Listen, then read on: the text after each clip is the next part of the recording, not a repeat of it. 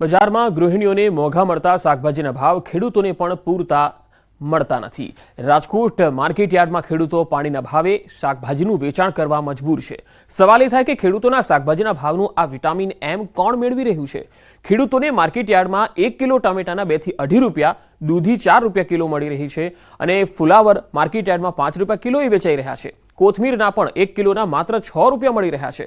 બીજી તરફ આ જ શાકભાજી છૂટક બજારમાં ખૂબ જ મોંઘા વેચાઈ રહ્યા છે। નીચા ભાવ મળતા ખેડૂતોએ પોતાની નારાજગી વ્યક્ત કરી। કોબીના 1.5-2 રૂપિયા અને ટમેટાના 2-2.5 રૂપિયા।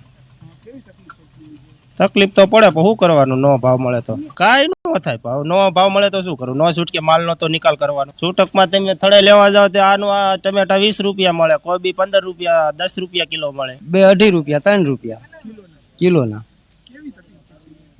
ફૂલે ફૂલ તકલીફ, તમે ભાડાના પૈસા નથી થતા, આમાં ભાડું જ થાય, મજૂરી કઈ નીકળે નહીં। રાજકોટમાં લીલા શાકભાજી ખેડૂતોને રાતા પાણી રડાવી રહ્યા છે।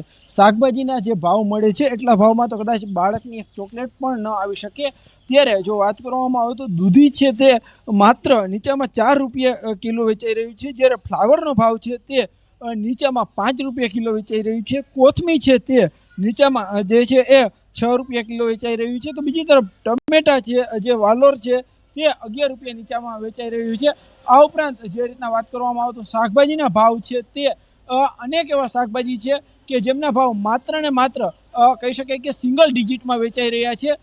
ખાસ કરીને જ્યારે વાત આવે ટમેટાની, તો ટમેટાના ભાવની જ્યારે વાત કરવામાં આવે તો ટમેટાના ભાવ છે તે એટલા ભાવમાં તો કહી શકાય કે ખૂબ જ નજીવા ભાવે વેચાય છે। ખેડૂતોને આ ટમેટા છે તે પશુને ખવડાવી દેવા પણ પોસાય તેમ છે। ખાસ કરીને આ ટમેટાના છે તે માત્ર ને 2 થી 2.5 રૂપિયા કિલો વેચાય છે, જ્યારે બીજી તરફ આ જ ટમેટા જ્યારે છૂટક બજારમાં જતા હોય છે ત્યારે વેપારીઓ છે તે એમના 15 થી 20 રૂપિયા કિલો સુધી જે છે એ ભાવ લેતા હોય છે। ત્યારે અહીંયા સૌથી મોટો સવાલ એ ઊભો થાય છે કે શાકભાજીમાંથી વિટામિન એમ કોણ મેળવી રહ્યું છે?